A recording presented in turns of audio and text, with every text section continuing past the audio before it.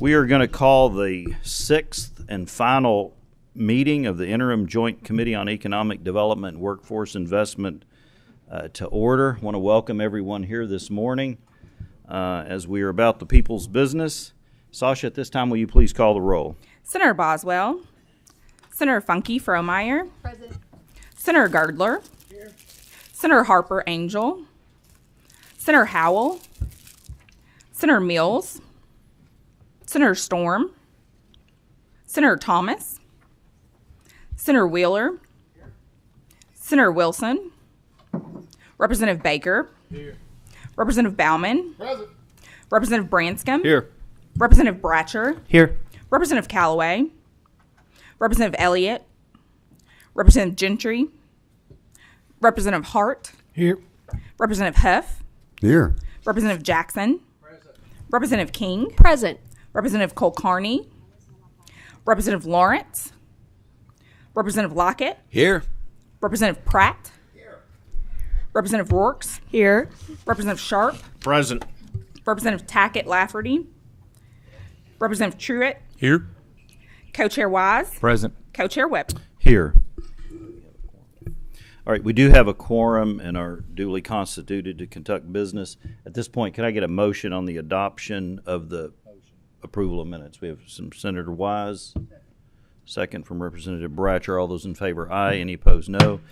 Minutes from the last meeting are adopted. At this point, we're going to move to our first item on the agenda, a discussion of the Elizabethtown Regional Airport expansion. Would like to ask Mayor Jeff Gregory, Carl Swope, Rick Games, and Luke Schmidt if they'll come forward. Actually, I think Mr. Games will not be coming up. He'll just be in the audience today. Gentlemen, I want to welcome you to this committee today to discuss an important topic. I want to first ask you if each one of you will introduce yourselves for the record, and after you've done so, you can begin your presentation. I'm Elizabethtown Mayor Jeff Gregory.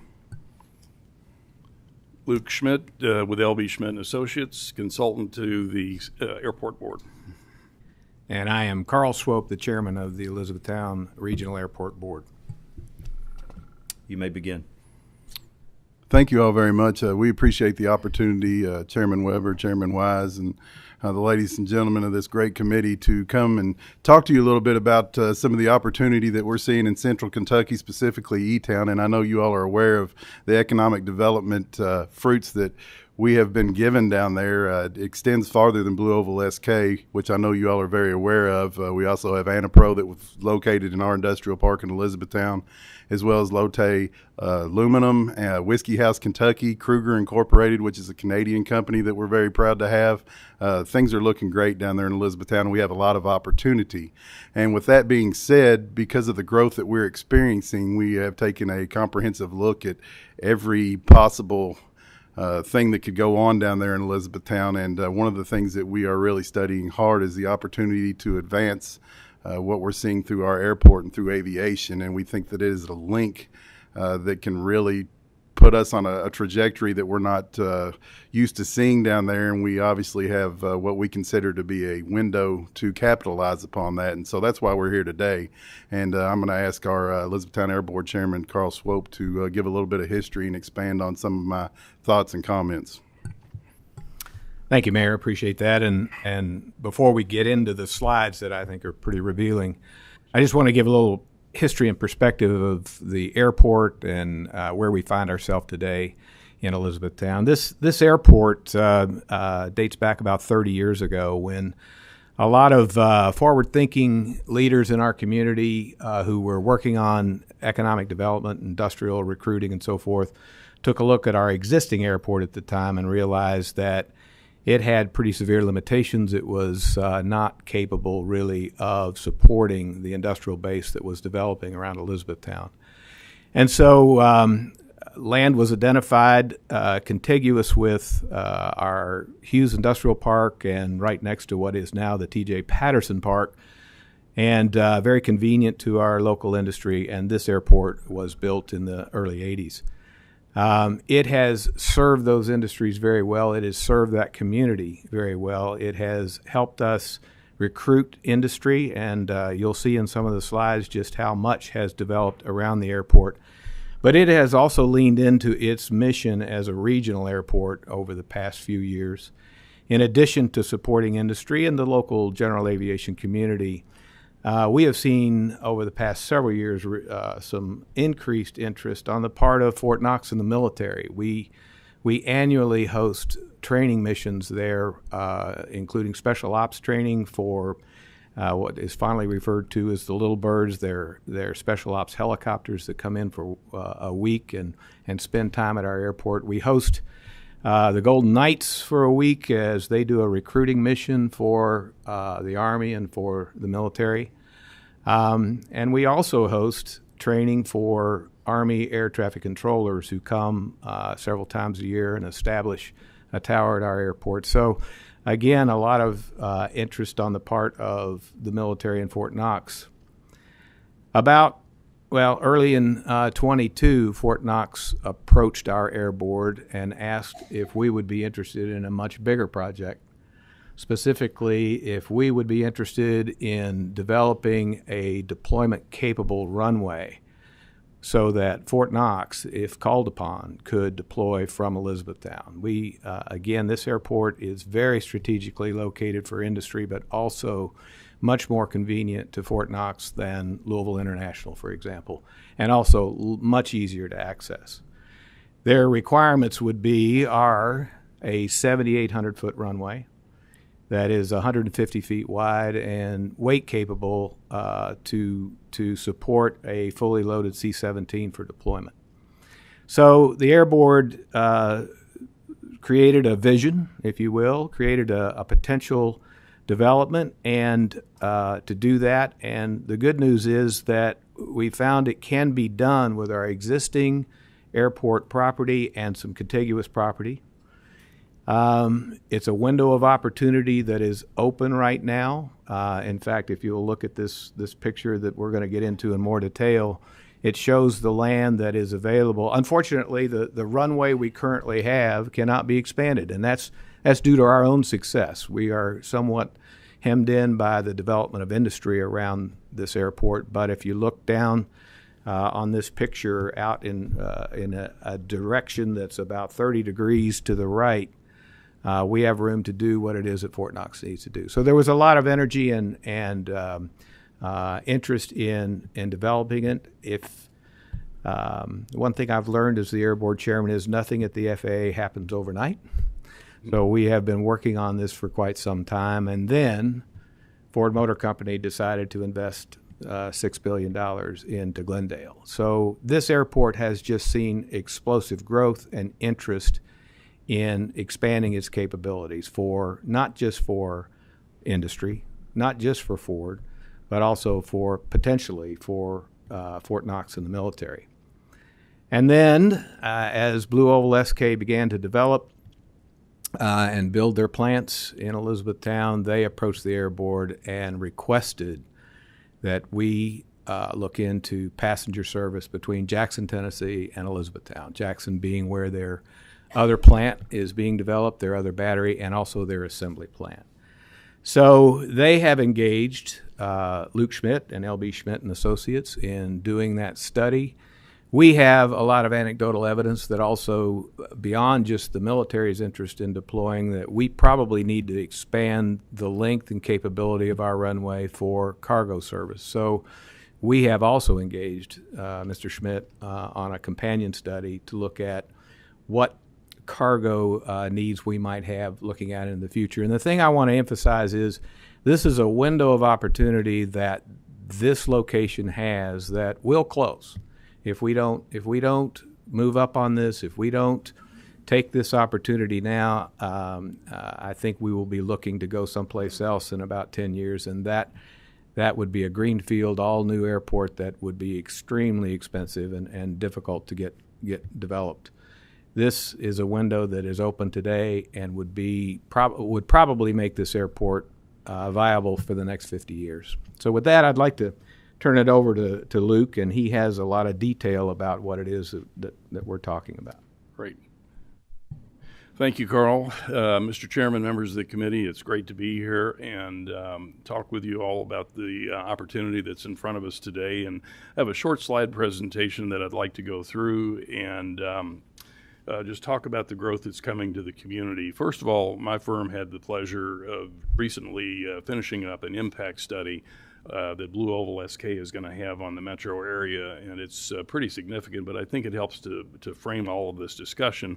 And I know a lot of you are familiar with this, but just let me top line some of the key statistics. First of all, the plant, which is well under construction, is 5 miles south of Elizabethtown, joint venture between Ford and SK On of South Korea. 2 battery plants that will be fully built out by 2026. The 2 buildings combined 8.4 million square feet, and to put this in a global perspective, when the 2 buildings are finished, this will be the 10th largest manufacturing site in the world in terms of square footage and size. It will be the largest EV electric battery manufacturing site in the world in terms of investment, size, employment, and most importantly, manufacturing capacity. If you take a look at all of the other battery plants that have been announced around the country, none of them compare to what's coming to Central Kentucky. Initial investment of $5.8 billion, initial employment footprint of about 5,000 people. The impact is tremendous. We're anticipating a population surge. My company also worked with Dr. Paul Coombs on this project, whom all of you are familiar with, to help run the numbers.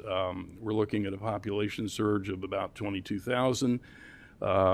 Elizabethtown could become the 5th largest city in the state with that influx of people. Direct annual plant payroll of $265 million, job multiplier of 1.63, which means they'll, in addition to the 5,000 jobs at the 2 plants, another 3,000 in spin-off jobs in the community. 2 suppliers have already broken ground on major facilities to supply the plant. Others are looking. And I think, as you know, this is a completely new ecosystem. All of the automotive suppliers that are located around the state that supply Toyota, that supply Ford and GM and Bowling Green, none of those suppliers will touch these battery plants. It's a completely new supplier field. So the opportunity for the state is tremendous, and obviously in Central Kentucky. We project 8,800 new housing units will be required, 75 new staffed hospital beds, and so on, and plus almost 4,000 new K through 12 students in our local school districts. In addition to Blue Oval, there are importantly 50 plus existing manufacturers who employ nearly 10,000 people in Elizabethtown. Most of those plants are right near the airport, as this picture indicates. The 2 industrial parks that have been in the area for a long time have grown and grown and grown. The picture of the construction site to the right, that's one of the suppliers for the Blue Oval plant that's under construction. The top picture to the right is a new $350 million distillery that's currently under construction. So incredible growth throughout the area. Baptist Health Hardin, which now owns and operates the hospital, is in the midst of a huge expansion that will nearly double the size of the campus. This is already one of the largest hospitals in the state. And this expansion was announced and started before Blue Oval was even part of the picture. As the mayor, I'm sure, will tell you, there are 5,000 new apartments in the planning and construction pipeline within the city. A 4th fire station will be built next year. 2 additional fire stations are in the planning process. And we don't want to forget about Fort Knox. Fort Knox is Kentucky's 2nd largest employer. It's a critical regional resource. A number of commands that came in with the last round of base realignment and closure 10 plus years ago, and the base has continued to grow and grow. And as Carl has indicated, their needs from an aviation perspective are growing and changing, and that's why they are quite interested in partnering with the community and the region to make this happen.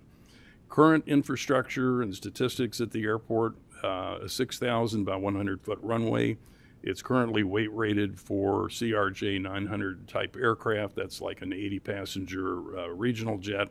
Full parallel taxiway, medium intensity runway lighting. There is an instrument landing approach for runway 5 that is approaching from the west, landing to the east. There's an RNAV approach for both runways. Approach and departure control are provided out of Louisville, and there's what's called a common traffic advisory frequency for local air traffic control. 56 aircraft based on the field. There's been a hangar shortage. The understanding is once some new hangars, which are in the pipeline, are built, there will probably be some new aircraft locating to the field. In terms of aircraft operations, 77 per day. And to put that in perspective, that puts this airport as one of the busiest in the state. Certainly not Louisville International or Cincinnati, Northern Kentucky in terms of traffic, but then in that next tier of, say, Owensboro, Paducah, this ranks right up there with those airports. So it's very, very important. So the stage is clear. The city, the county, Central Kentucky are growing rapidly. The airport really does need to grow to meet future needs.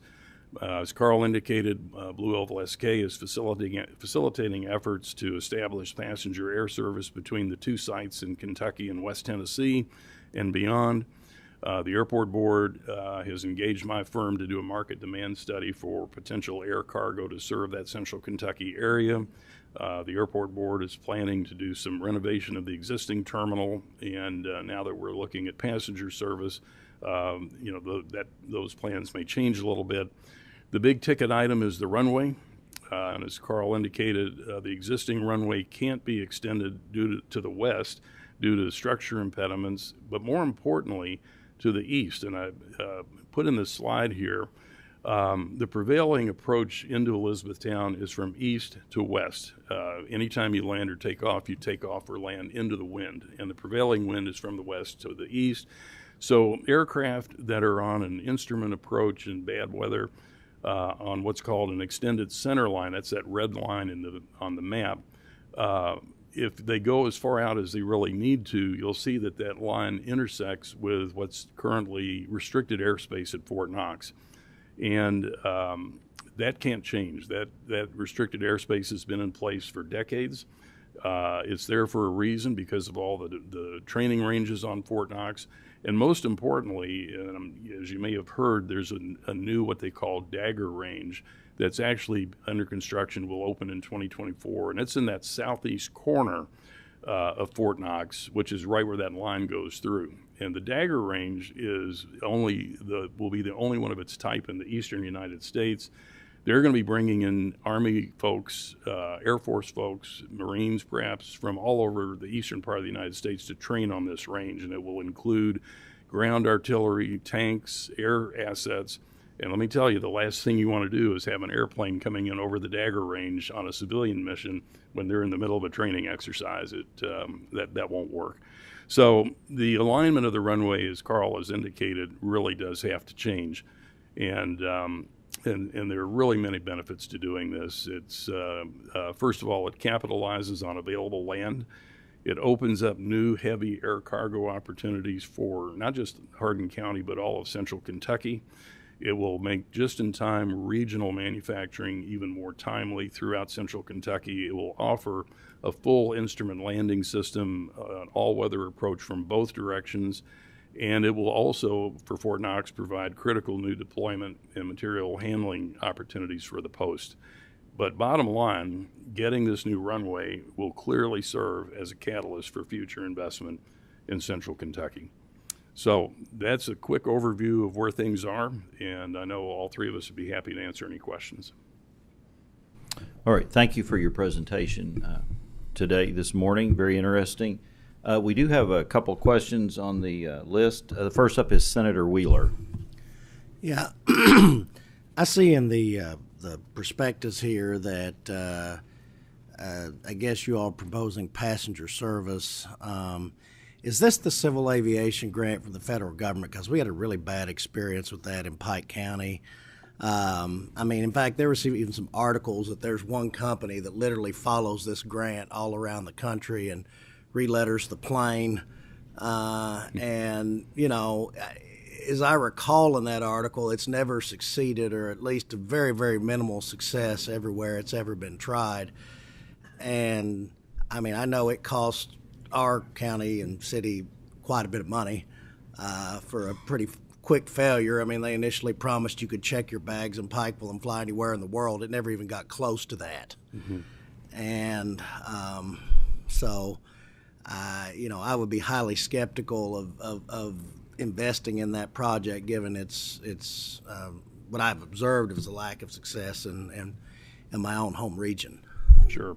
I'll be happy to address that. First of all, what took place in Pike County versus what we're looking at here are night and day, apples and oranges, completely different.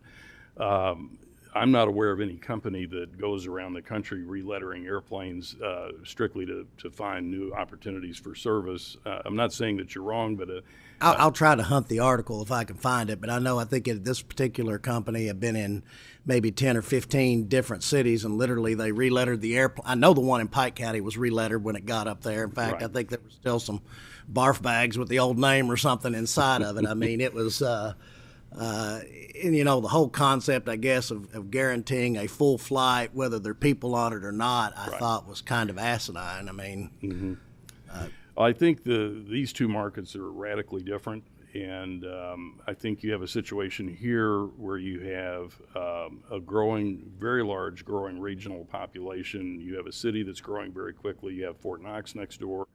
The market opportunity plus Blue Oval, which is really the catalyst for this, they're the ones that came to all of us and said, we'd like to have this service. Can you help us figure it out? And that's what we're doing right now. So I do believe that the opportunity is there. We have to put all the pieces together and make sure it makes sense.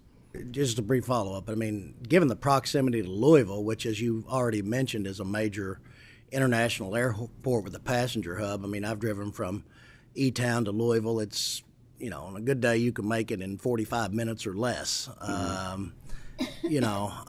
Is it really worth that type of multi-million-dollar investment in a passenger service when it's so nearby?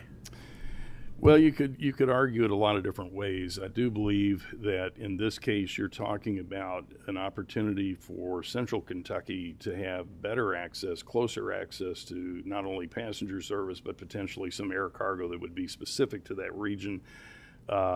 Even if we're successful in bringing in some passenger service, it's not going to really impact the Louisville airport, but it will certainly have a convenience factor that people will like.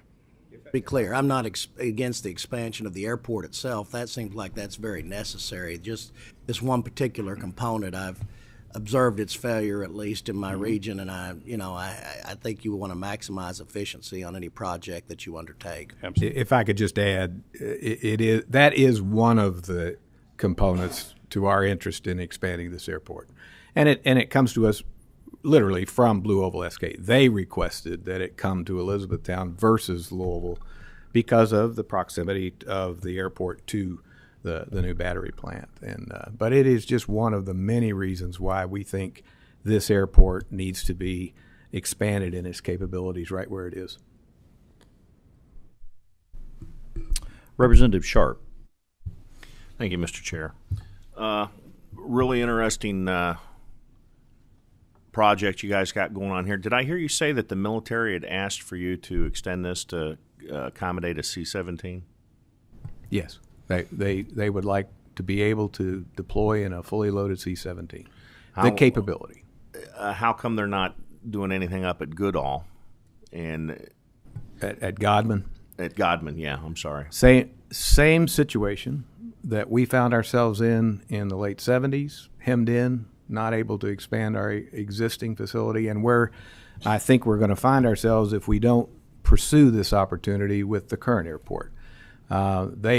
Their runway, I believe, is 1,000 foot shorter than ours right now, and they don't have the land to extend it. It would be very difficult for them to extend that and make it capable.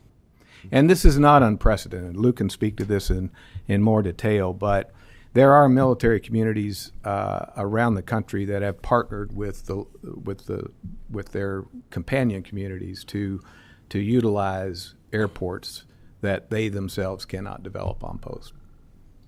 Yeah, Okay. let me follow up on that. A great example is Manhattan, Kansas, which is right next to Fort Riley. It's almost a mirror image of what we're talking about here. Fort Riley, which is a large base, has an old Army airfield on the post, roughly a 5,000-foot runway, just totally old, just outdated. It can't be expanded. So the city of Manhattan has its regional airport about 10 or 11 miles away. And so Fort Riley partnered with Manhattan and the state of Kansas to expand their airport. They have a 7,000-foot runway with dedicated ramp space for deployment for the, I've forgotten the division that's based at Fort Riley, but it's First ID. Thank you. That's Mr. the one. Schmidt, can you pull your microphone Sure. closer to you? We've got some members that Sure. So I think Manhattan is a classic example of how the city, the state, the Army all work together to make a better airport that serves a broader region, not just the Army. It's a great opportunity, a great image to mirror. Well, I think that if you got a joint use airport like that, I mean, there's a bunch of different situations like that across the nation. But with all the development that's coming into the Elizabethtown area, I think expanding the airport is an absolute great idea, because all of the general aviation aircraft would probably much rather go into the Elizabethtown airport because it'll be cheaper than going into Louisville. And so I think that's a great idea. Thank you. Representative Roarks. Thank you, Chair. Just wanted to ask two quick questions. Is there any homes, are there any homes that would be displaced or any eminent domain that would come into play?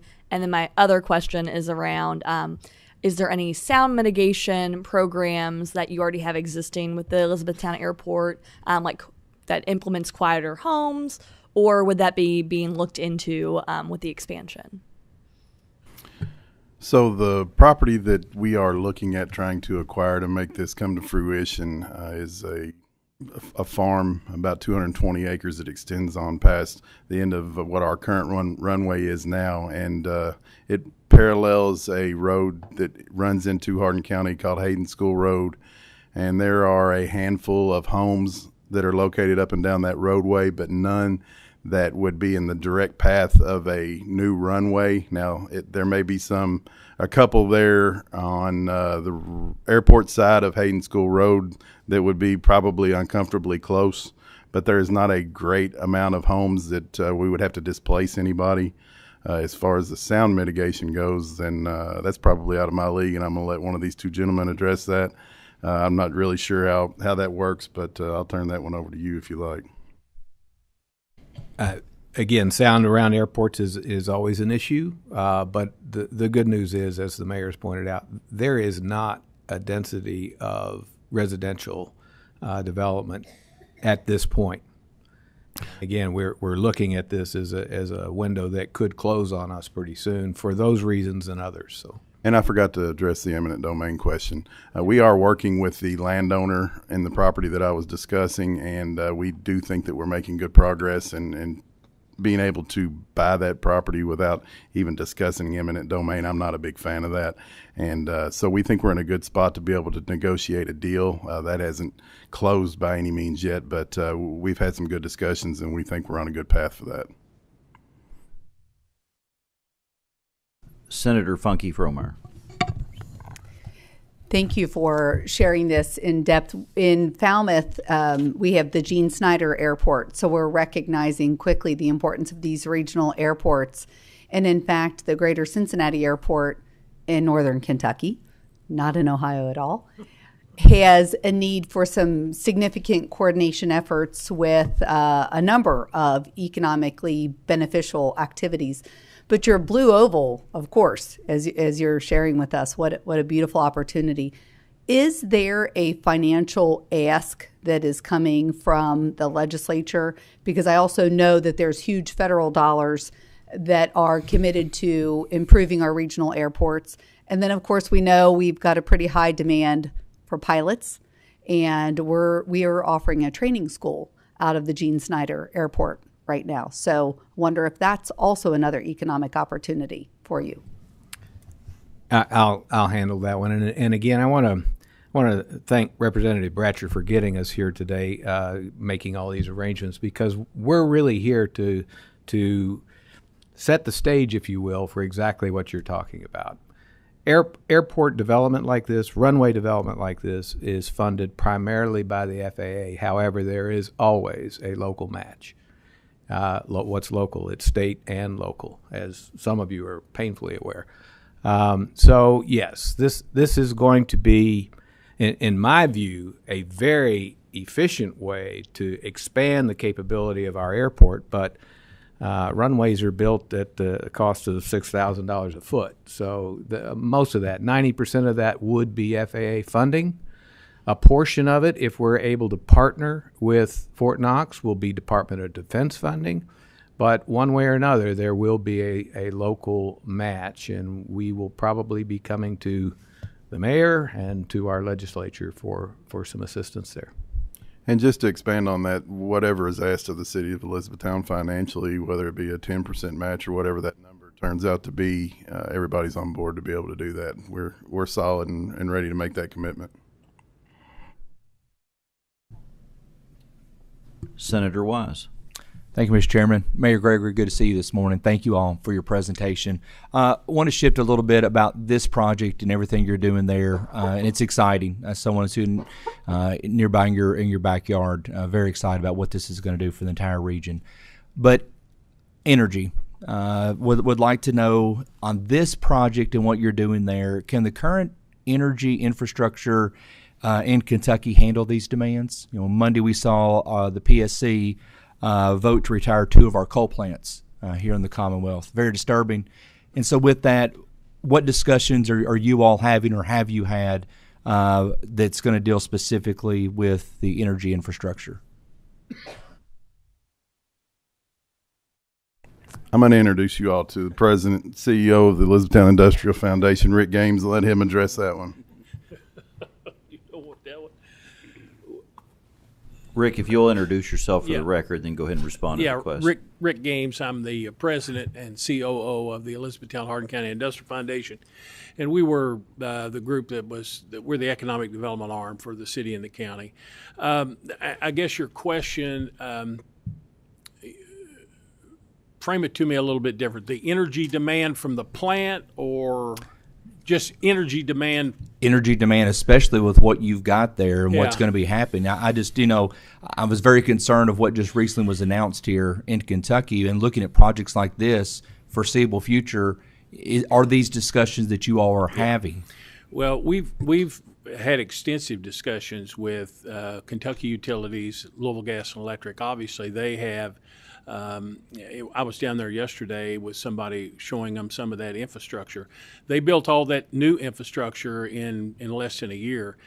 They give us no concerns, or they don't imply that there are any problems supplying that need. I don't know that I'm very well versed in talking about their energy policy, but I think it is concerning to anybody when you take plants offline. And then how do you supplement that with new power? But we have seen nothing that indicates there's an issue for us going forward. Again, but that's the small picture, not the big picture. Thank you. Representative Bratcher. Yes, I think they've answered my question, and it was just basically how many people different organizations support. And they've said the county, the federal government, the DOD, potentially the state. But I would like to expound on that. I think that the federal government is about 90% of a new runway. Is that correct? Typically, airport development, runway development, infrastructure development, the FAA funds at 90%. Typically, not always. I mean, every project stands on its own, and again, this one has a lot of potentials. We see a need for more than 6,001 feet, which is what we have. Regardless of all of the potentials, we see that and are very confident in that. So, as Luke also pointed out, the reorientation of this runway fixes several issues that we have. They're not great limitations, but they are limitations to making this a even more capable all-weather airport. So even if the Fort Knox thing didn't fully develop, we need more length. We need a different orientation to support all of the development in Central Kentucky. And this project, one way or another, does that. The FAA very likely would be about 90% of whatever this is, and the local, state, and local would be 10. All right, thank you. Do we have any other questions from members of the committee? Gentlemen, I want to thank you for being here today. With regard to the question that Senator Wise had, there was an effort made to have Ford Blue Oval SK come today. We were unable to make that happen, but in communication with them, I have been told they will come to this committee at some future point, probably during the session. And at that point, members would be able to ask questions such as Senator Wise had that may be more directed toward the large suppliers and the utilizers of that energy. So, gentlemen, I want to thank you all for being here today.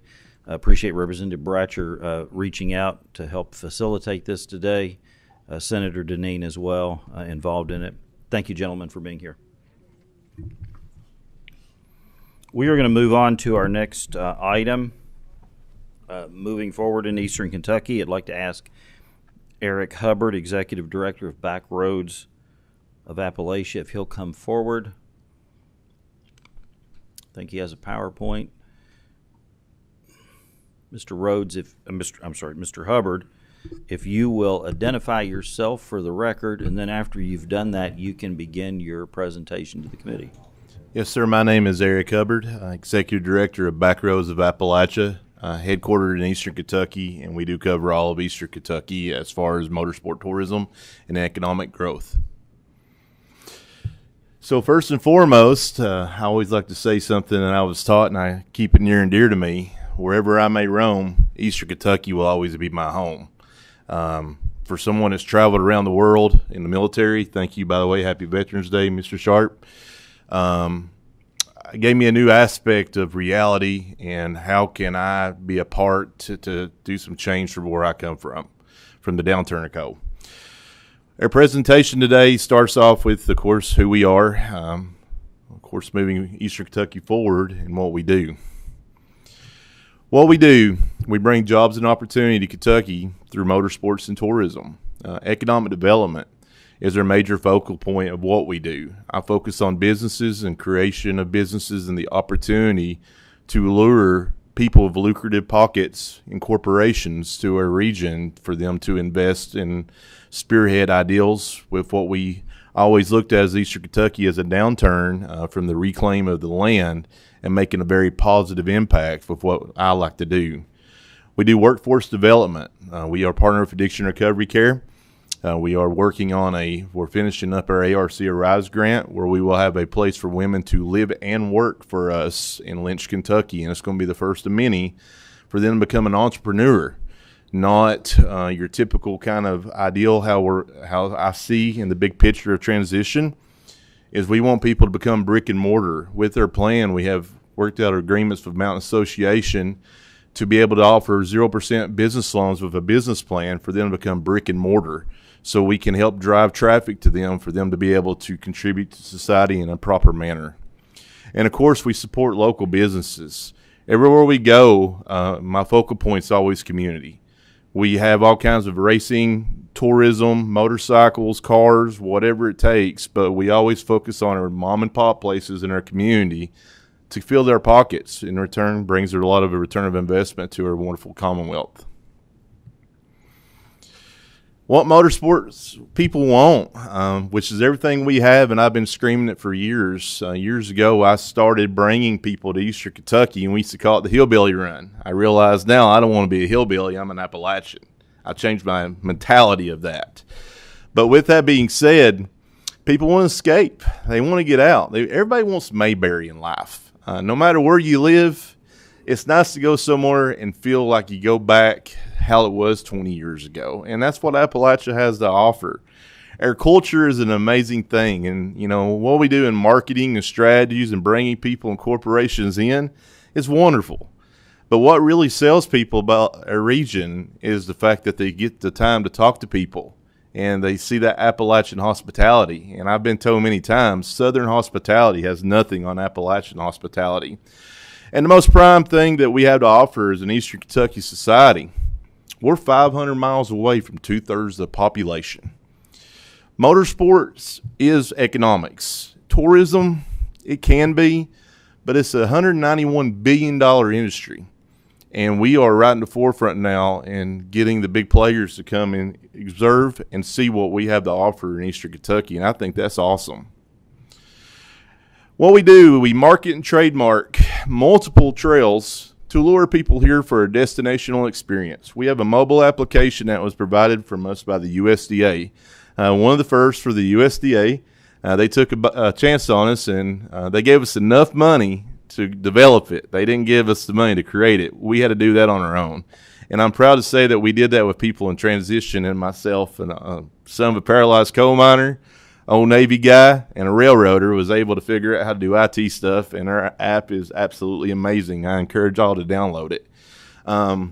We cover 44 counties in our general drive-throughs, ride-throughs right now, and we are connected to 4 states.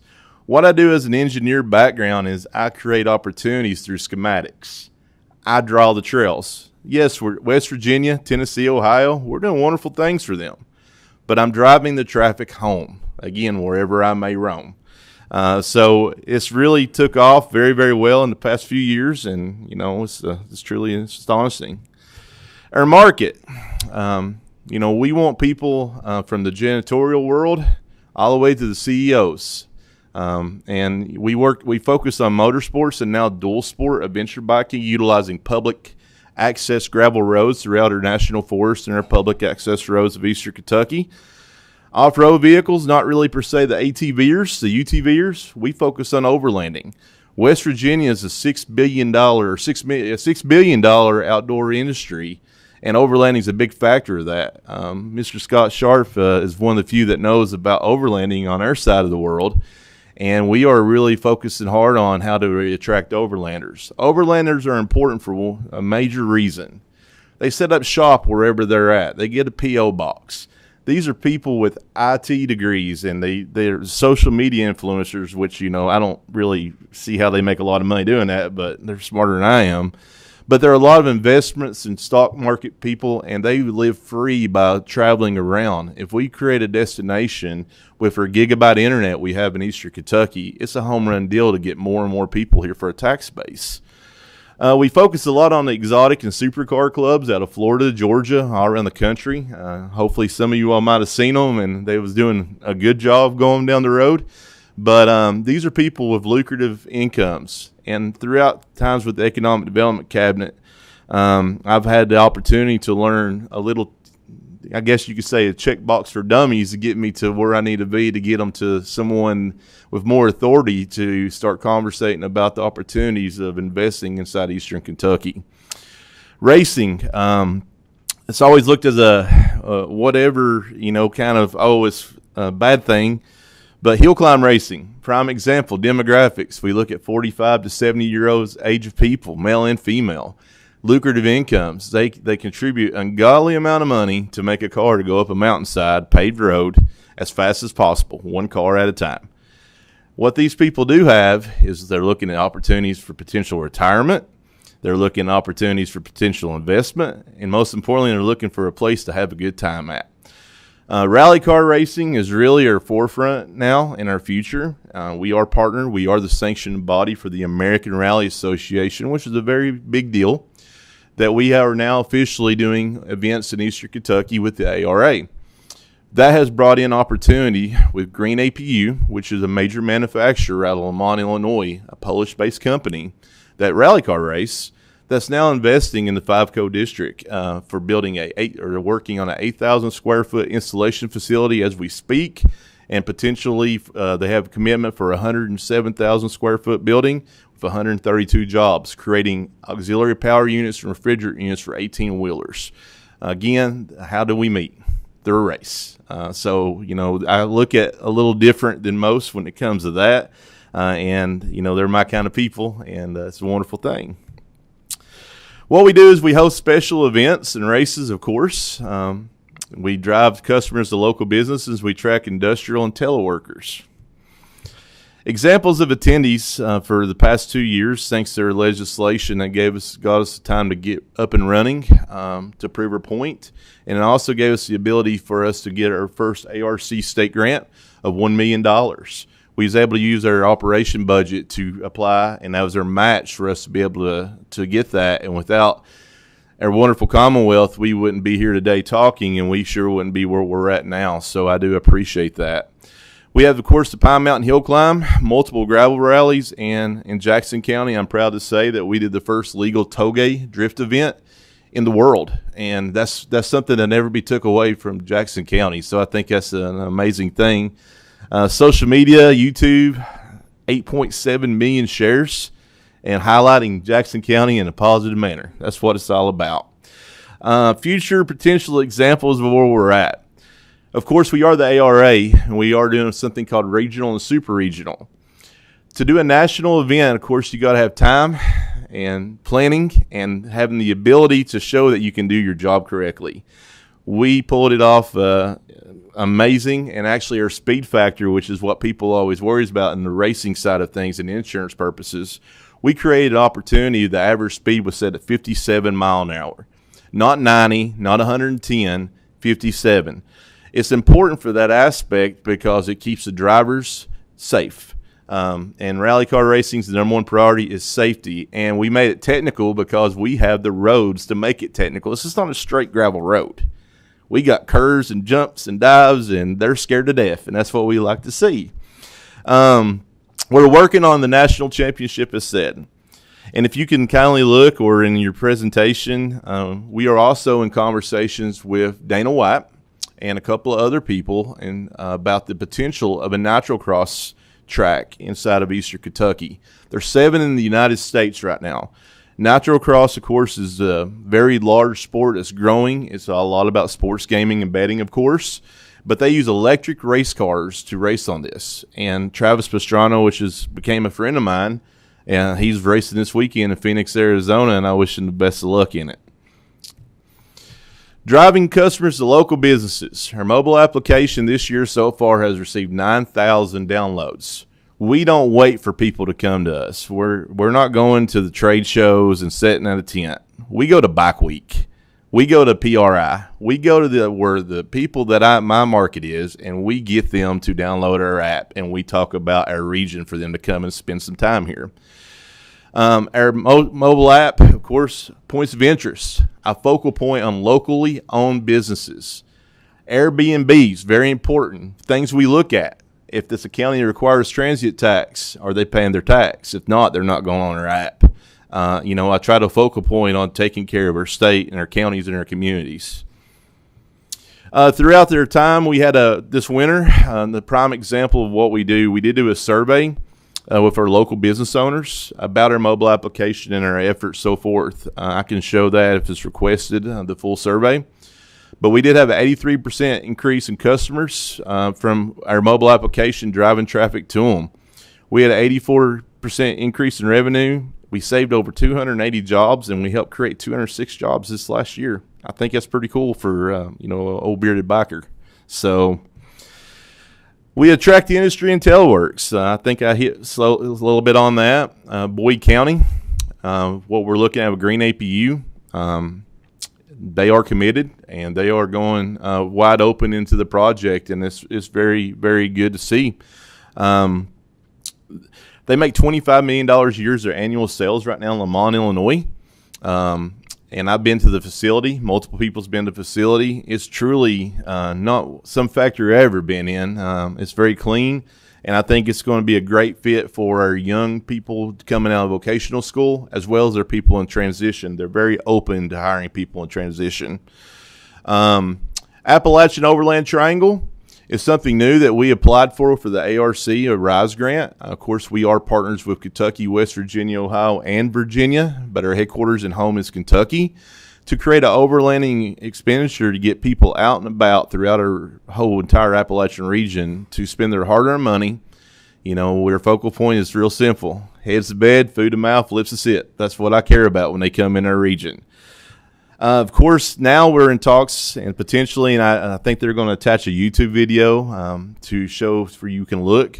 Vermont Sports Cars is in heavy conversation to become Kentucky Sports Cars, to build electric rally car, prototype race cars. Prototype as far as with electric vehicles, and they are in conversations with Toyota to build Toyotas in Kentucky. They build Subarus. They have a $20 million a year contract to build the fastest Subarus in the world. And Lance Smith is a visionary at the same time. His commitment and his awe of Eastern Kentucky. Why is it important for people like in Vermont, Lamont, Illinois, to start coming and looking at Eastern Kentucky?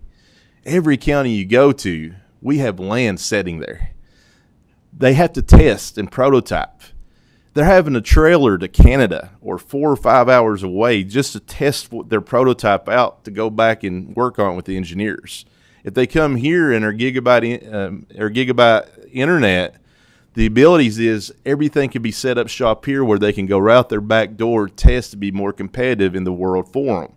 Rally car racing in the world is ranked number 2 motorsport. United States, we're working on that too. We're creating the Appalachian Rally Series. And with that, we're focusing and changing a different approach with the American Rally Association. We proved it works. Focus on community first, community buy-in. That's where you get ahead of anything in life, is work with your community and have your communities back. Some local government support, just to throw out a couple of things, what we've done this year. We did have 60 drift cars come in. We had thousands of spectators that came in, heads to beds again. For the investment of City of Corbin, for them staying and eating. We did shut down City of Corbin Main Street. Police escorted drift cars down, and it was a good time. But most importantly, everybody had something in their hand. It might have been a soda pop, might have been tea, might have been a beer, but they was buying and drinking something and eating, and that's a good thing. That's jingle jingle. Painesville, Kentucky. We was up in Johnson, or up there, and 300 room nights was estimated, and $50,000 in direct spending from a Polaris Slingshot group. In Boyd County, Kentucky, which we had our largest event of the year, it was something called Project EG. 600 room nights, supercars everywhere. I mean, it was amazing. At the same time, it was a lot of headache because they wanted to stay together, and staying together, as you are aware, big fleshy cars. You know, I got called a lot for them driving together, and it wasn't always a good call. But they spent $411,000 of revenue inside our region while they was here, and that's pretty astonishing as well. Working right now for Travis Pastrano, of course, came to the Appalachian Regional Commission, and we did a presentation to the government and also to the state. He fell in love with it. We're working for March of this year. I have a call again Monday for the Moonshine Run. We're going to make a video, and these videos are Emmys or for ESPN and that status, but him and Brandon, which is both national champions, are coming back to Kentucky in March to highlight in a positive manner Eastern Kentucky. I want to go more in depth. There's another organization that focuses solely on adventure bike motorcycling, a little different than we do. We focus on it all, but they're out west. They have a $60 million economic impact in 2022. They, of course, have multiple states that they work with, and this is a small segment of of our market as well. But it's just proof in the pudding that what we do is an economic driver to our regions and also to the United States. In the past, of course, past 2 years, you all was gracious enough to vote us in for a $200,000 budget. With that, this is what we used our money for. Our money was stretched thin, and we had to end up using it as a match, which even made it thinner. But we're making it work, and we are still blowing everyone's minds at the ARC what we're accomplishing with what we're doing. And I think it went from, oh, no, we don't know about this, to, wow, keep doing what you're doing. And, you know, last year we had 63 events when I worked as a full-time railroader. I was honored to work for the Norfolk Southern Railroad until this grant came into fruition. This year we had 86, a lot larger, more hardcore, more money, more opportunity coming into our region. We've had 46 new businesses open up thanks to our efforts in the increase of traffic, locals taking the initiative to invest back into their people. 9,000 downloads, as I said earlier this year, and we had 37,000 visitors that we can account for, not drive-through traffic, flow-through traffic, but what we can account for that's at least came in and spent a day. And one thing I take great pride in from this in our economics is that when we first started, the drive-through traffic of this was a one-day stay. Yes, last year was a 2-day. Now we're up to a 3-day stay, so think of the economics as being turned into our state and back in return of investment. Last year we also did 9 to 13 million. I gave all a binder that can give more specifics of how we do our economic studies. We do utilize University of Pikeville and Dr. Green to certify and survey. Our 2023, due to season this ending, will be available next month, and when I get them, I'll be more than glad to forward it to the people of the committee. Our request for this year is a little bit more. We're asking for $500,000 a year. Our potential for this and to bring more opportunities and more people and more hubs in to invest in our Eastern Kentucky, I think it's a very small ask for the potential of what it can do to create jobs and give opportunities for our community, and most importantly, bring back more pride to home. We've had this. We're planning on doing 90 events next year and 100 events in 2025, and then also our goal is 60 new businesses opening up by the end of 2024, and triple the tax revenue in at least one of our Kentucky communities. And our economic impact for 2024 is going to be roughly around $30 million. Any questions? I'd be more than honored to answer. I hope I did okay and didn't take up much of your time. Mr. Hubbard, thank you. It was a very good discussion there. I like your presentation. Thank you, sir. I've got Senator Wheeler is going to have to move out, and he would like a brief comment. Yeah, Brian, it's so good to see you. In fact, I have seen your work firsthand, and I actually got to experience a ride in one of the rally cars, and I guess I would encourage any member on the committee, if you ever get the opportunity, I mean, it's a real trip. It's as good as any roller coaster ride I've ever been on in my entire life, but you better go to the restroom first before you get in there. Agreed. I mean, well, you're unlike me and Tim. Representative Truitt. We can't fit in them, so you're there, well, so you're good. I'm gonna have to start walking a little bit more. I might get there, so that's but either way, I saw firsthand the economic impact and the number of people it brought in at the ARC conference in particular. I think it's a very worthwhile endeavor that you're embarking on, especially utilizing some folks and giving them a second chance to get back into the economy. So I do have to run, but I'm so glad to see you here in front of the committee today, and you can count on my full support. Thank you. Thank you, Senator. Thank you, Senator Thank you, Wheeler. Mr. Chairman. Thank you, Senator Wheeler. You've had quite a few interesting comments today, so appreciate that. We've got 6 people in the queue to ask questions. I want to ask members to keep their questions as concise as they can. First up is Representative King. Thank you, Mr. Chair. Thank you so much for being here today. This is fascinating, and I look forward to coming over and enjoying some of these rides. I will be downloading and participating in the app as soon as I can following this meeting.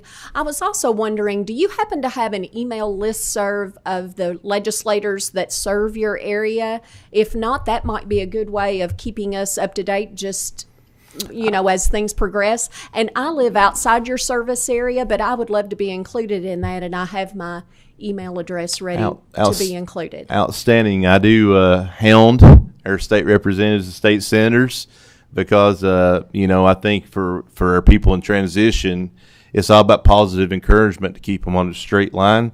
And I think their appreciation and their seeing of their efforts is more important than my efforts of head running this, what we're doing. So thank you. Well, I have found an email listserv is a good way. It's just kind of a group email, and you can send out information. It's free of charge clearly to you, and a good way to keep us updated. And I want to be a part of that. Yes, ma'am. Thank you. Thank you. Thank you, Mr. Chair.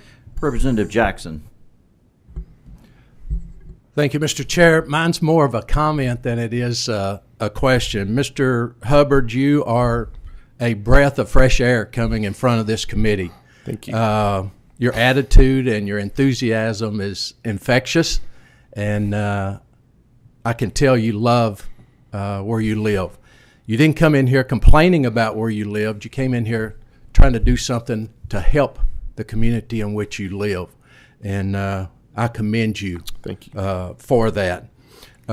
Maybe the best, sounds like maybe the best $200,000 that we spend here in the legislature. What you have done, the return on investment for that $200,000, I think we're getting our money back tenfold.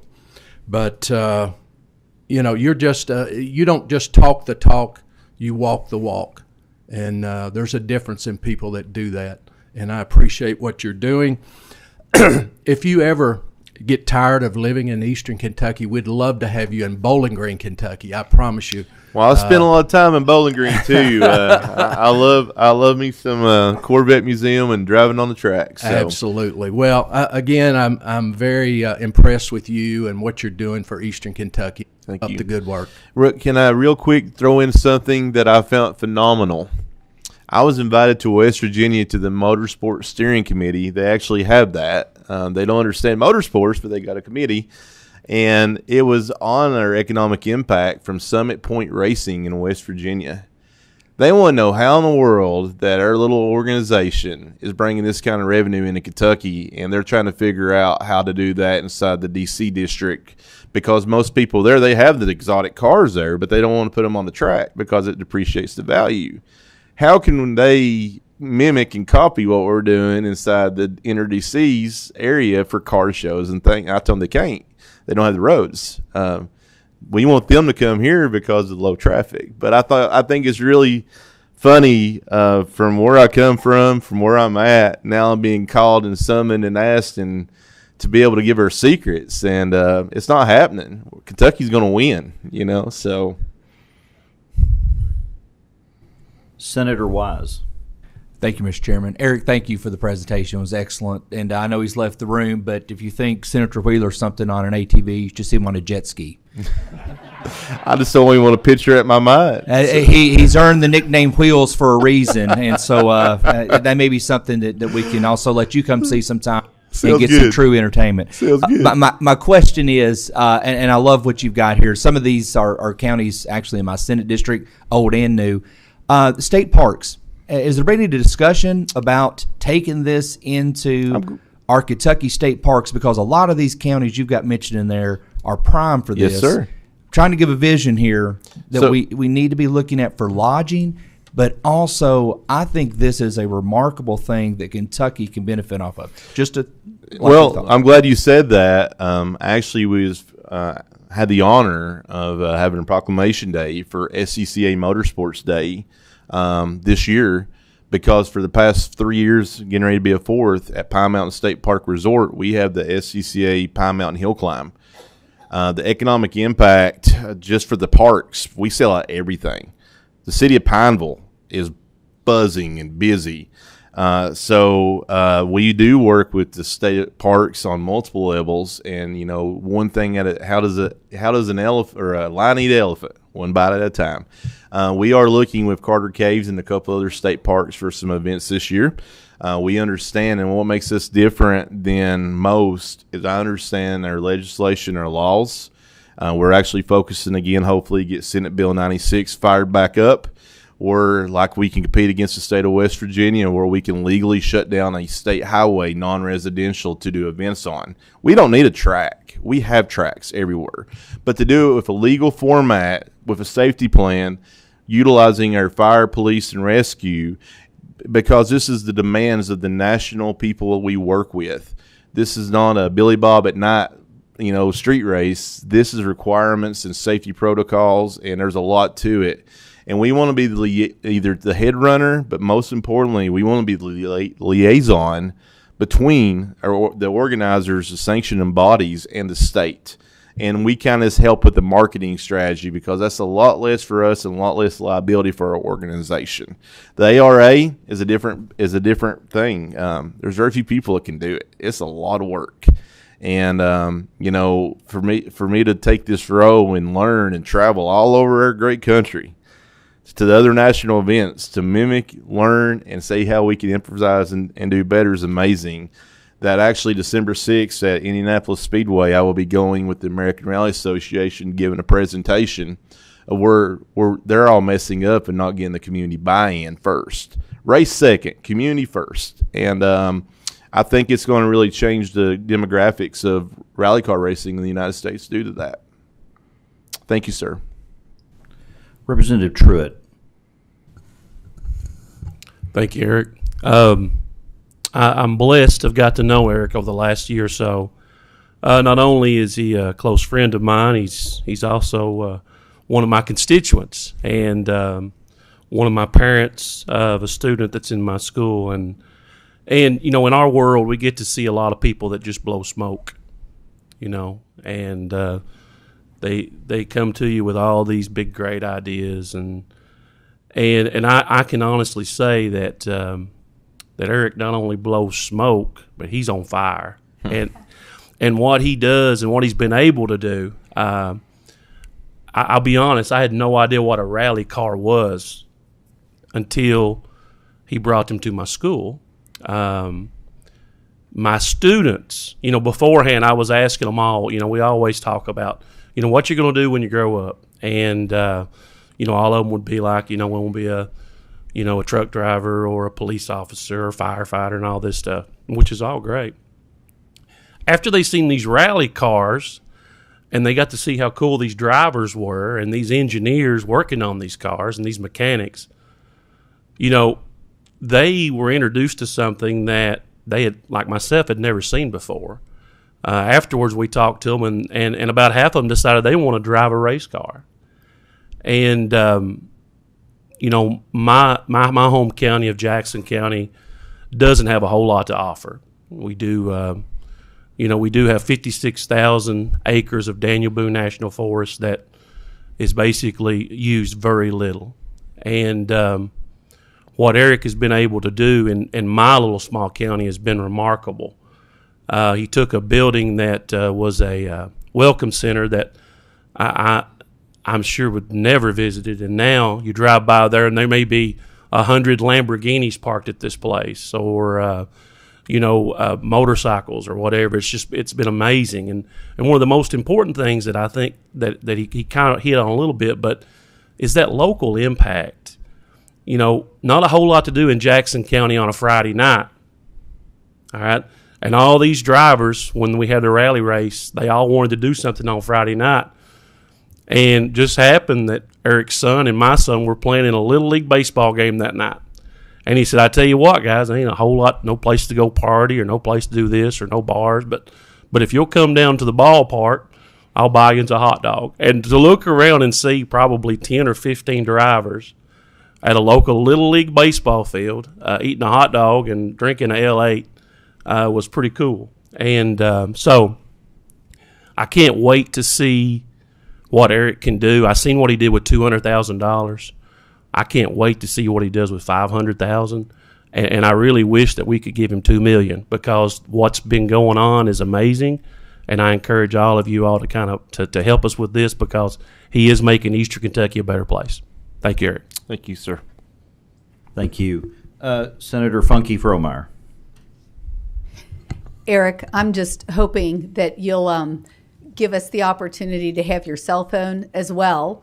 I'm in northern Kentucky, but we've got this beautiful Licking River that frames my Senate district, and the Ohio River, and you've made the mountains a beautiful place. Our family loves the mountains, but we go to West Virginia. So we love that you're making Kentucky what we know is beautiful about Kentucky. And we might even call you the Kentucky disciple. Well, I don't know about all that, but you put the right words to my ears when you talk about freedom and you talk about family. We have so many people that are drawing disability, and that's not a great quality of life. But you just shared, you became an IT guru and have taken maybe some disabled experience and converted it into, all right, but I got a great brain, and how do we go about using that? The ripple effect that you're creating is fantastic, and I hope you can continue to grow. We'll do our part on the financial side, and then if you can get our Sparta Raceway that's sitting vacant, tie that in, you're going to amplify. Thank you for the ripples, though. Really appreciate it. And one thing we talked about, and I know it's a totally different ball game with E-Town's airport versus what we have in Eastern Kentucky. We have an airport setting that might have one plane land every 6 months. What we're doing now is working with the airport authority boards and the FAA and giving them and these supercar people a place to come and legally and safely get out of their system before they get back on public highways. But the airport authority board makes the money, and that helps them for what they're going. So, and McCreary County is a prime example. They were able to utilize the money they made in the past 2 years as a match for a new airport hangar, which in return, thanks to an ARC grant, I need a place to store all of our trailers and everything else, which now we're paying them to rent from. So it's a ripple effect even in that aspect. So thank you so much. Representative Sharp. Thank you, Mr. Chair. And happy Veterans Day to you, too. Thank Eric. you, sir. And Representative Jackson, you try to steal him, you're going to start a fight. I think I can only echo what Senator Wheeler has said and what Representative Truitt has said, that it's very impressed with everything that you've done. But I think if we look at the bigger picture for Eastern Kentucky, we have had issues with economic development for a long time since the coal industry has shut down.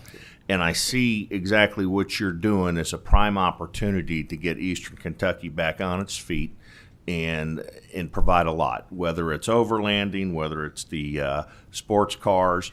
I think that we've got a prime opportunity here to do it, and this is something that we should invest in for Eastern Kentucky and maximize everything we can out of it.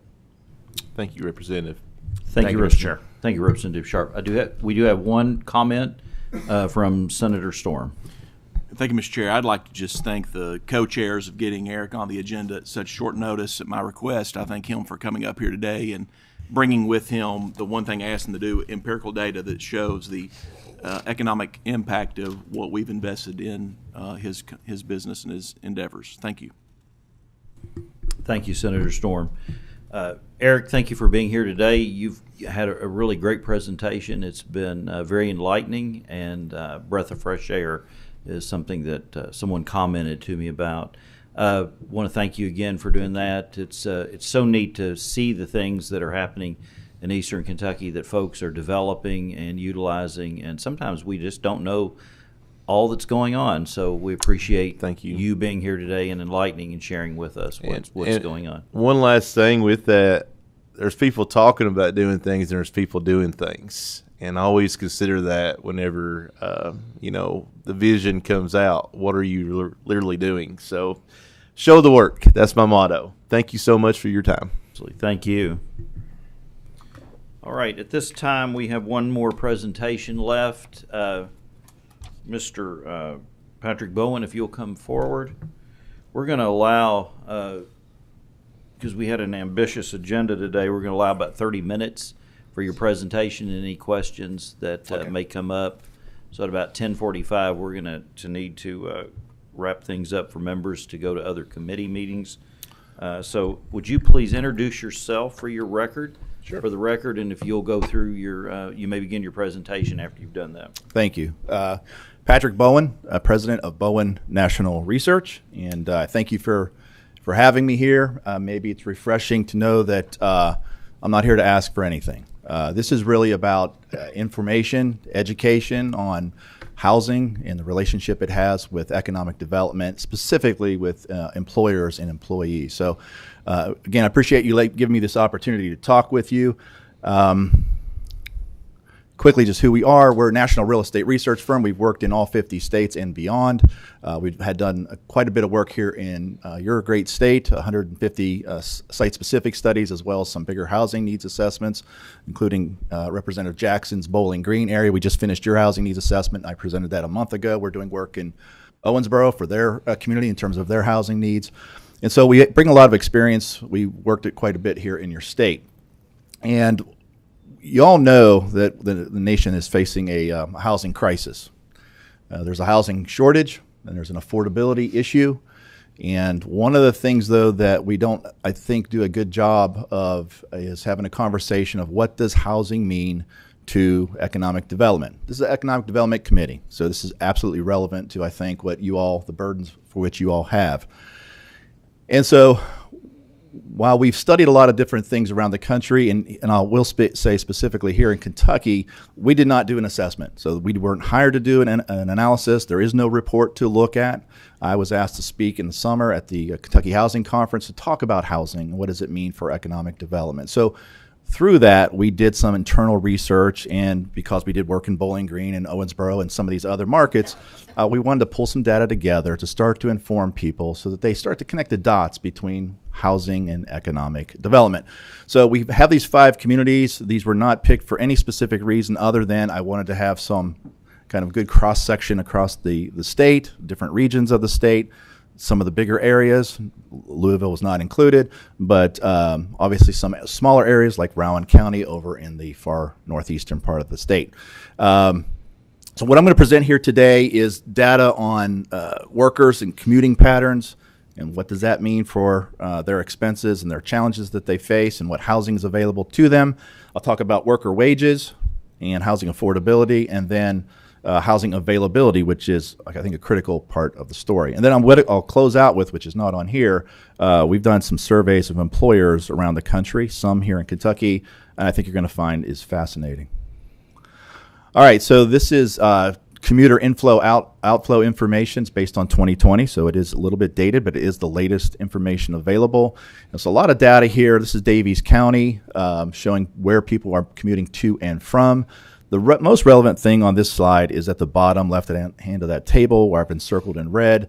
You have over 8,000 people commuting into the county that travel over 50 miles a day. That's one way. So it's a long distance, and today where we have, obviously gas prices are high and all expenses are climbing for a lot of families in Kentucky and around the nation, to travel 50 miles a day is a financial burden for a lot of the workforce.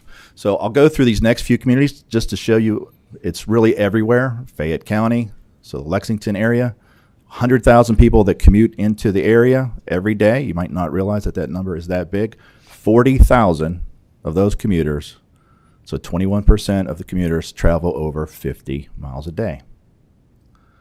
How about Kenton County up in the north part of the state? 7,600 commuters. This is probably the smallest of the area. Again, that's more because of the concentration of jobs that are up in that area. And so those folks don't have to travel as much, but nonetheless, 7,600 folks travel over 50 miles a day to get to work. Rowan County, so over in the northeastern parts, a more rural area, so not as big job base. Out of the 9,200 people that are in that workforce and people that are commuting into the area, almost 2,000 travel over 50 miles a day. 21% of the commuters. How about Warren County? So down in the Bowling Green area, almost 13,000 people commute every day, 21% of the workforce traveling a long distance.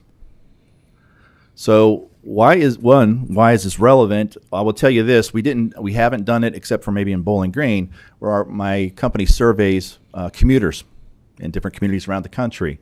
And a lot of times what we have learned, roughly 40% of the people that commute into a community for which they do not live, when we ask them, would you live in that area if housing was available and affordable? 40% say, yes, I would. So why don't they make that move? And I'll show you here in a minute the lack of available housing, but really the first thing I want to jump into is what is affordable to the workforce. So on this slide here, I'm not sure how well you can read the data, but I'll take you through this slide slowly, but then I'll go through the rest of them much faster. So this is Daviess County. These are your top 30 occupations. Not all fit on this slide, so you'll see 2 slides that show these 30 occupations, but these are your most common occupations within Daviess County area. And so I'll take the very top one. For example, these are not in order from greatest to least. These are based on different groupings of occupations. But the retail salesperson, we looked at those that make annual wages at the lower quartile, so the bottom fourth, I think about $22,000. These would be more entry-level workers. At the median level, it's $28,000. So what can they afford to rent? At the lower quartile, it's $558, or at the median, it's $705. That's what they can afford to rent. How about home ownership? Can they purchase at those wages? Lower quartile, $74,000, and at the median level, $94,000. Anything you see in red, and there's a lot of red on there, is basically saying those workers at their wages cannot afford what is offered in that market. whether it's for rent or to buy. Now, I will acknowledge this is a single occupation. This is not two wage earners. This is not somebody that has multiple jobs. But what does tell you is you better have a second wage earner in that household. You better have another job to be able to afford to rent or buy in this area. And you could even we'll take the median at home price at $94,000 for which a retail salesperson could afford.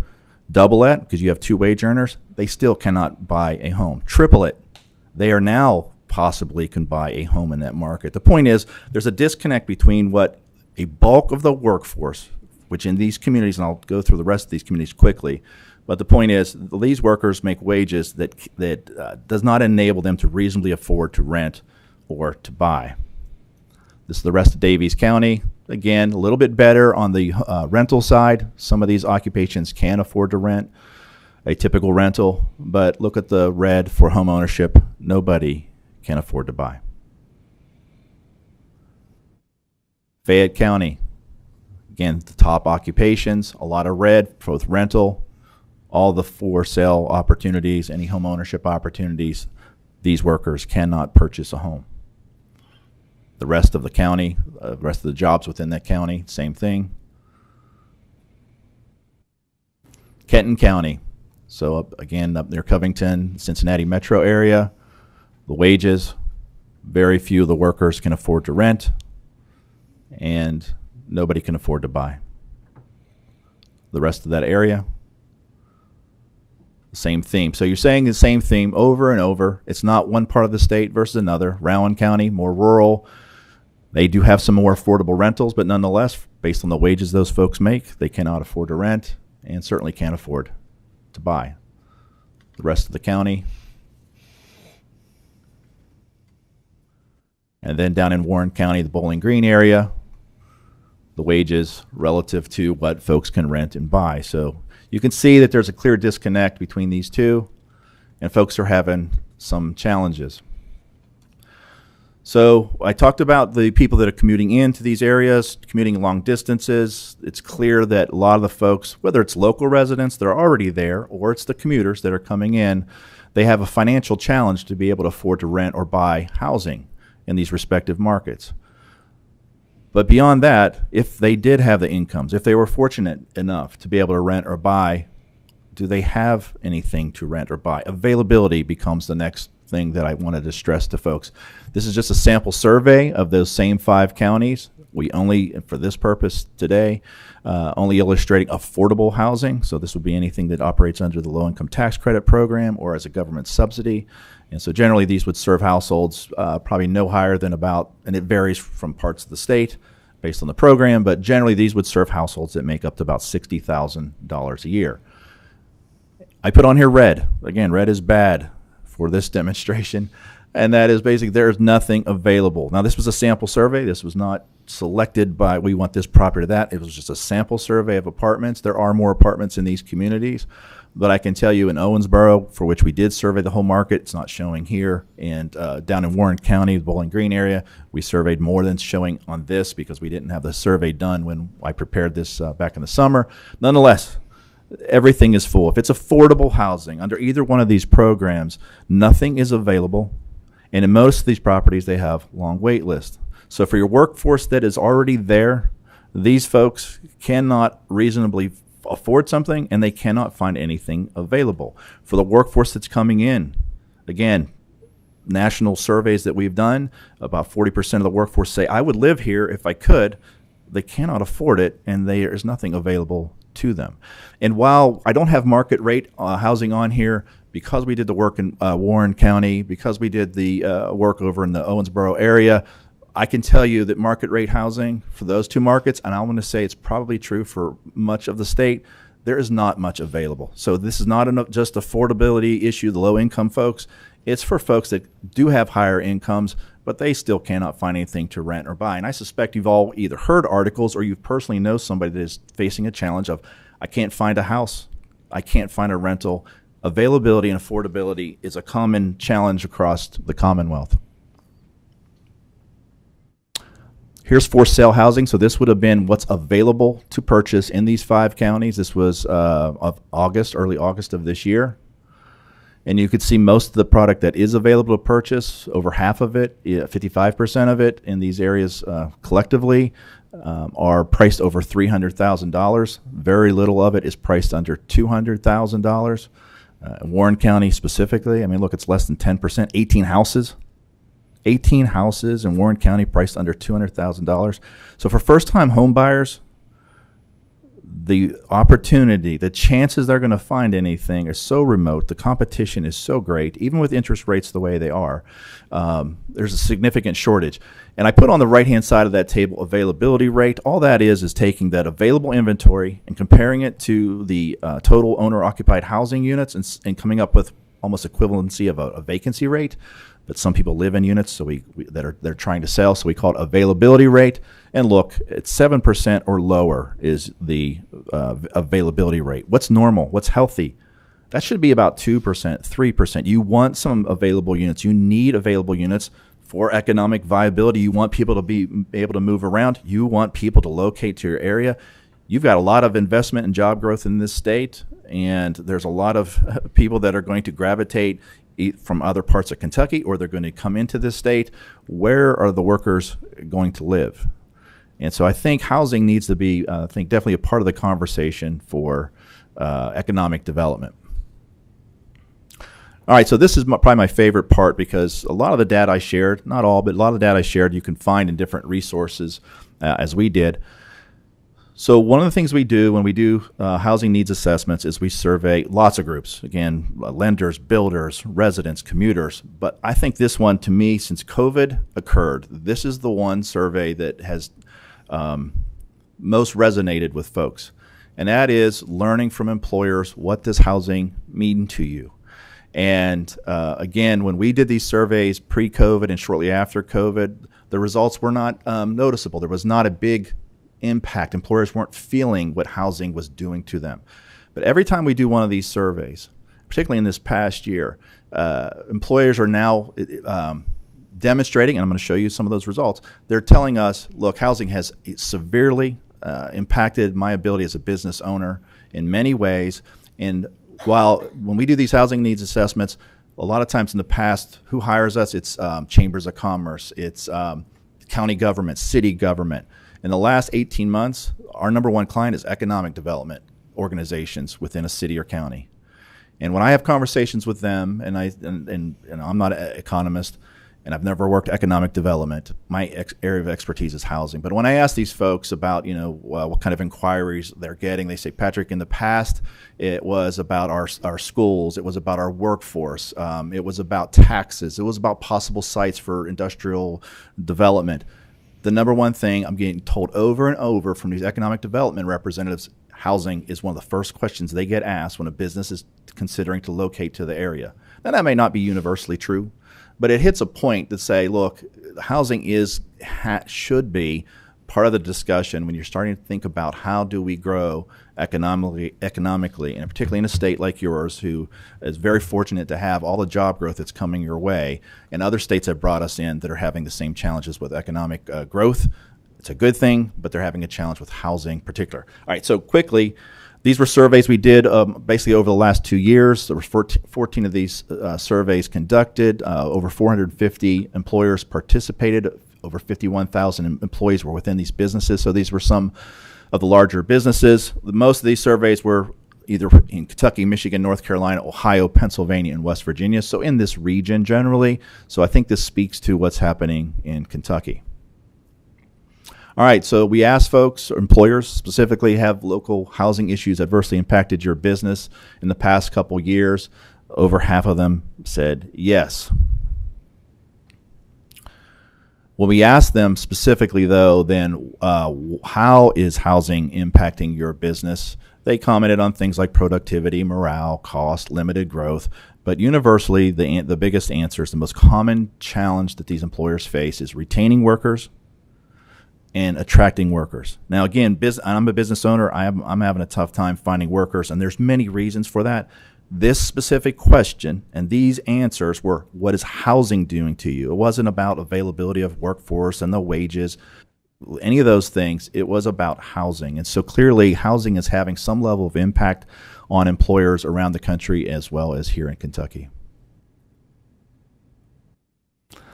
So then we asked them the most common housing challenges experienced by the employees themselves. And I hit on those things earlier with the commuters and affordability of housing, availability of housing. So you can see the top answers: housing availability, rental affordability, and even home buying affordability. So employers are acknowledging that all the data that we see and other stakeholder information that we collect in interviews, employers are saying that their employees are facing these specific challenges. All right, so you all deal with economic development, and so I would think out of any slide that I may have, particularly within these surveys, we ask the question of employers. What is the likelihood that you would hire more employees if your local housing issues could be resolved? And you could see that whether it's much more likely or somewhat likely, you're talking close to 2/3 of the employers are saying, look, I would hire more if we can solve our local housing issues. And so as you think about economic growth, and again, you have a lot coming your way, I think there's potential for some communities, particularly that aren't getting some of this big job growth investment coming in, but they're still struggling because housing is hurting their local employers. I think housing could help resolve some of their challenges and help bring in more business, and obviously would increase the opportunities for business investment and hiring more employees. So we asked them questions about, I only have a couple slides left, so the most common types of housing assistance that would be considered by employers. So we're now asking the employers themselves, what would you do if you could be part of the solution? And so they mentioned these five items on here, but the one I wanted to acknowledge was the housing development piece. So, and keep in mind, these surveys that I tallied here stopped in May. We've done a lot more, and this number keeps climbing and climbing, and that is developers wanting to be part of the solution. And in this case, developers wanting to be in some capacity involved with housing development. When I did these surveys right after the COVID or right before, that answer was probably 5%. Employers had not felt the impact of housing. Now at this stage, they are, and they're getting to the point where, yeah, we need to solve our housing issues. Employers want to be part of that solution, and that ranges from a wide range of being participants in housing. But I think there's a real opportunity, not just in Kentucky, but I think around the nation, to somehow leverage that level of interest of employers to be part of the housing solution. Look, you all are limited in many ways, right? Politically, but I think even budgetarily, right? There's only so much a government can do. This is not a government-only problem. The hurdle is so significant. And so this has to be the development community. This has to be the lending community. But I think employers, if you want to solve this or really move the needle on housing in your state, employers need to be part of that discussion and part of the solution. And so they clearly have indicated that they want to be part of this. And I think there'd be a great opportunity to bring employers to the table. And then we asked them, what ways housing would be, or initiatives could be done that would help housing. The green is basically people that think most important, this is the issue. And most employers said new housing development and redevelopment is the key to solving some of the local housing issues. They mentioned other things, but in a market, in a state for which you have a shortage of housing, you obviously need additional housing, and employers acknowledge that fact. So that's it. So I mean, I threw a lot at you in a very short period of time, but if you're trying to walk out of this thinking, what did that guy talk about? We had so much thrown at us today, and you probably have a lot of other things that come your way. You got a lot of people commuting a long distance. That's a financial burden. You got a lot of workers, a bulk of your workforce within these communities that cannot reasonably afford to rent, and certainly home ownership is almost out of reach for most of these workers. You have a limited availability among your rental and your for sale housing stock, especially housing that is affordable to moderate to lower income households. And then as I closed out, I mentioned all of the ways that employers are being impacted by housing and what it could mean if local housing issues could be resolved. So with that, I do not think I had anything else. I did not, and I'll answer any questions. Our first question is Representative King. Thank you, Mr. Chair. I have a comment for my fellow members and a question for our guest, if that's okay. Thank you. Thank you. Committee members and General Assembly at large, we do have an affordable housing caucus. We've been meeting for about 2 years now, and we discuss these types of items about once a quarter. So if you're not already a member of that, I encourage you to join us. And for our presenter, thank you so much for the emphasis information. I'll be reviewing it as we go forward. Definitions mean a lot to me. Sure. What is the definition of housing? And the reason I ask, in our Affordable Housing Caucus, we talk about clearly housing issues, but that means a wide variety of things. And in a very urban area like downtown Louisville, it might mean housing dozens, maybe even hundreds of families in one secure downtown building. Sure. Or in our very rural areas, that may mean a totally different definition. Are you including single houses on a single plot of land, duplexes, quads, all the way up to major apartment buildings? Can you give me a little information on that? Thank you, Mr. Chair. Thank you, Ms. King. So housing for this purpose and what we looked at, when we looked at available for sale housing, it was the entire spectrum. So whether that was a mobile home up to a luxury home, whether it was condominiums.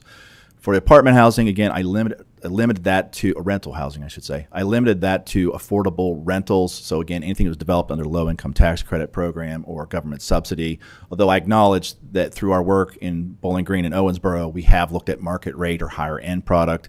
The challenges are universal, right? The lack of available housing is really across the whole spectrum of affordability, and it's both rentals and it's for sale housing as well. Senator Funky Fromeyer. So we've really grappled with the concept of certificate of need during this interim, and I wonder if there's a correlation with much of our senior housing population actually staying in their home, but in fact they would be better suited in a transitional care, something that has levels of care. But we have so many large homes that could hold 2 to 3 to 4 to 5 people being occupied because we don't have much, and we actually hold that to a restricted level in Kentucky. Yeah. Can you expound at all on where certificate of need may be creating a little bit of an issue for us? Well, we didn't study, and I'm familiar with certificate of need. It's basically documenting the need of senior care facilities within a community or state. So we didn't look at that. I'll speak more broadly to senior care housing. So whether it's assisted living, nursing homes, things like that, would allow some folks to transition who desperately need to have some kind of care related to their housing. And when COVID initially hit, that market took a major dive in terms of occupancy level because people didn't want to put their families into those facilities. For the most part, those have recovered around the country, and so occupancy rates are high again, higher, and so there is a little bit limited availability. Where I would advise communities and states to think about is you have a large, and I don't know your number specifically, but nationwide we have a large base of seniors. Baby boomers are the biggest group of our nation. It is also the fastest growing, and so as people age, and some of them will require some kind of care, and so that segment of the market is going to become a bigger need and should be something to be discussed in communities and again states around the country. So absolutely should be on the radar, and I think one of the failings of some communities is they're thinking about the workforce, which they should. They should be thinking about growing families, which they should, but I think we lack the conversation of the senior group, and they're part of the solution too. Whether we have housing to get them to transition into senior care facilities or housing that they can downsize into, that's a big one. But where do they go? Right now, everybody's, well, we got so much equity, we can sell our home for all this money.